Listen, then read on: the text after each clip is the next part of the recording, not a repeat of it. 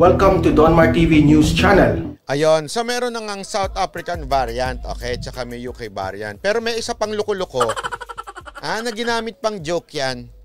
Kilala nyo kung sino? Sige nga, pangalanan nyo nga. Kung sino tong pasaway na ito. Kilala nyo ho ba yun? Para ho natin mabingbang natin ng konti, ha? Itong pasaway na ito. Alam nyo kung sino? Ito ho. Ayan. Si Jim Paredes ho, ha? May penalty daw, boss. Di nga, penalty 1,000. Para wala namang, bakit nakataas pa rin yung mga face shield ng mga mukha ng mga tao doon? Nakita ko. Ito si Jim Paredes, nag-post siya. Ito daw ang original virus at si Pangulong Duterte daw ang new variant, ha? Sabi ko, iba ka, akala mo, ha? Akala mo. May nagalit. May nagalit po tayong kaibigan. Sabi naman niya, isang DDS din to. Ito naman ang kanyang pinost. Nung nakita niya, talaga lang, ha? Ito pinost niya. Ayan. The yellow strain variant. Ito yung original, ha? Pangiti-ngiti lang. Ito na yung new variant. Ayan. So, si Jim Paredes, ang nag-post nitong original na ito. Ito naman nag-post nito, yung isang DDS vlogger, pinost niya ito.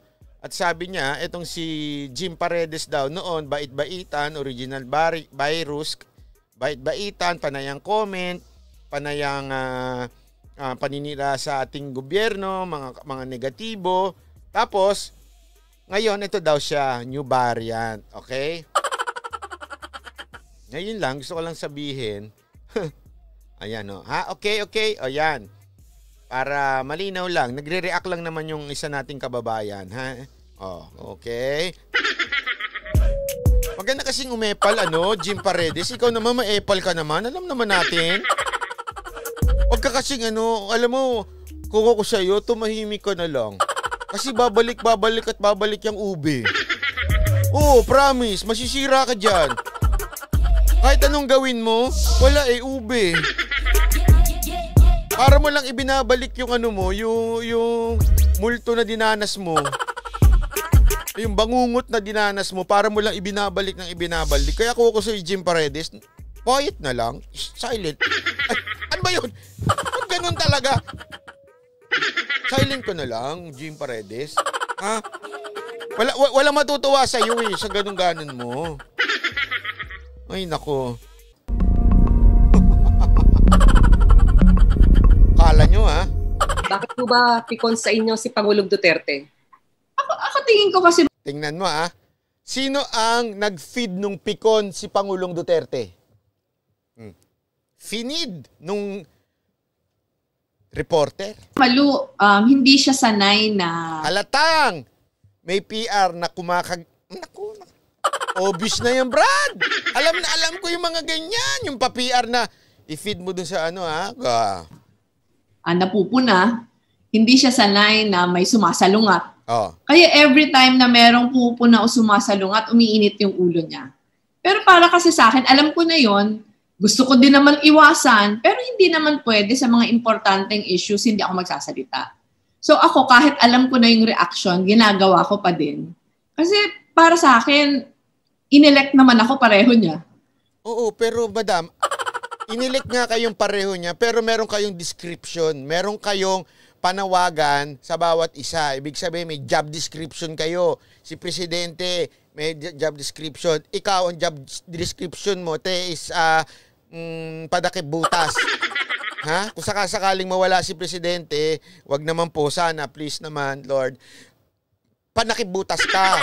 Yun ang trabaho mo. Hindi mo ang trabaho dumakdak, umaungaw, tekoy, ganun ka sabi ng Presidente. Meron ako mandato na i-represent yung mga, hindi lang yung nagbumoto para sa akin. Ay, hindi, te. Sandali. Ang mandato mo, i-represent yung bumoto sa'yo? Walang ganun, te. Congressman yun. Representative yun. Sila yung dapat mag-represent. Ikaw, ano ka lang dyan? Substitute ba? O sakaling may mangyari, yun ang papel mo, yun ang kaya ka binoto na Vice President. Akala niya siguro kaya siya binoto na Vice President para dumaldal, Siguro yun ang definition mo ng Vice President. Pakicheck nga uli sa ating 1987 bulok na Constitution kung ano ibig sabihin ng Vice President? Sige nga. May mandato ako, i-represent yung tao. So para sa akin, karapatan ko lang din sa responsibilidad ko na pinapahayag yung mga saloobin ko sa mga bagay na Ay, wala, te. Walang ganun. Walang Punta ganun. po tayo sa partikular niyang mga puna. Kasi sabi nila, sa isang machong pangulo, tila nakakalalaki kayo. Yung tawa niya eh. Alam nyo na. Ulitin natin yung tawa niya. Ulitin natin yung tawa niya. Tila nakakalalaki kayo. Kaya tama talaga si Pangulong Duterte dun sa...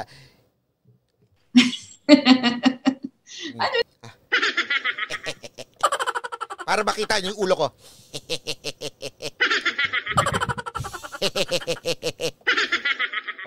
Yun may tsura niya.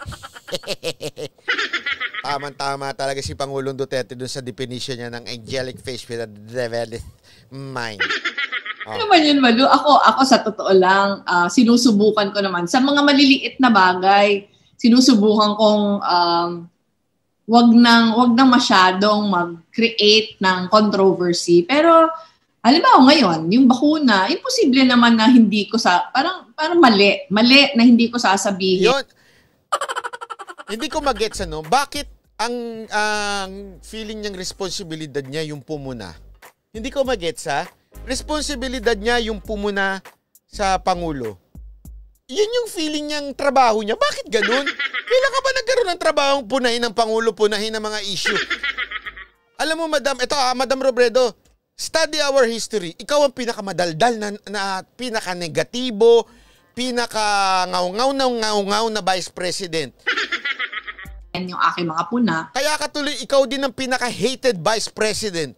Kasi from the very start, ang dami ko ng suggestions. At yun nga, hindi yun puna, Malu. Ayun ay suggestions. Pag galing sa akin, laging hindi welcome. Kasi nga, ang presidente laging handa, ang gobyerno laging handa, ikaw, Madam, laging mali. Pero paminsan kasi, Malu, nangyayari talaga na kung sinunod lang yung suggestions natin, hindi sana ito mangyayari. Wow! Talagang pag sinunod, wow! Yan ang isang katangian ng mga dilaw at saka makakaliwang grupo, yung feeling entitled, ang taas ng tingin sa sarili, na feeling nila sila ang naging solusyon sa lahat ng... Hindi, Madam, never kayo nagbigay ng magandang opinion, never kayo nagbigay ng magandang suggestion. Lahat ng sinasabi ninyo na maganda, kuno, ginagawa na ng gobyerno, inuulit mo lang. Okay? Pangalawa, yung meron ka mga suggestion, puro naman sablay din. Yung iba. Tapos sasabihin mo ngayon, kung sinunod lang sana ng gobyerno, hindi tayo magkakaganito, te. Okay ka lang, te. Kung sinunod ng gobyerno lahat ng suggestion mong mali-mali, abay, ang gulo ng Pilipinas. Bakit ka na lang kasi hindi mag-antay na maging pangulo ka kung mangyayari man? Kakainis ka. Makabuhat ka ng bangko mo nga. Naku, grabe ka. Virginia! Salamat na andyan ka, Madam. Yan talaga ang angelic face si Madam Virginia. Nakita nyo na yan. Naku, grabe yan. Kutis Haponesa. Thank you, Madam Virginia. Palakpakan. So sa akin, para sa akin, responsibility yun. Responsibility. Hindi mo responsibilidad yun, Madam. Bakit ba ganyan ikaw? Ano ba nangyari sa buhay mo? Sinasabi ko. Yung mga tingin kong mali, sinasabi ko yung mga tingin kong kailangan kong i-suggest para sa kabutihan naman ng lahat eh. Hindi sa kabutihan ng lahat eh. Grace Chua, maraming salamat. Alam mo, tama nga sinasabi ng iba dito eh. Sabi nga ng iba eh, buti na lang, Tama din ang sinabi ni Pangulong Duterte na itong Leni Robredo na ito, tama eh. Talagang parelevant. Sobrang parelevant nitong tao na ito. Yan kasi yung feeling niya eh. Feeling niya, obligado siyang magkomento. Alam mo yung antaas ng tingin mo sa sarili mo, kunwari may meeting kayo sa opisina. May meeting kayo sa opisina, feeling mo madunong ka, magaling ka, di ba? To the point, habang nagmi-meeting kayo, may pinapaliwanag yung leader ninyo o yung boss ninyo, bigla kang hihirit. Bakit ka hihirit? Kasi feeling mo, karapatan mong humirit. Feeling mo, magaling yung sinasabi mo. Ha? Kahit hindi mo naman trabaho humirit, hihirit ka pa rin. Ang tawag ko dyan, dunung-dunungan. At wala ho yan. Wala ho yan sa konstitusyon natin na magdunung-dunungan ka. Ayaw humirit ka ng suggestion. Eh madam, mali ho yung pinasok nyo, hindi vice president. Dapat to, nagsenado kayo o di kaya congresswoman uli kayo. Hindi ho, dapat vice president ang pinasok nyo. Nagkamali ho kayo ng pasok. Doon pa lang ho, napapagalataan na hindi kayo aral sa konstitusyon natin eh.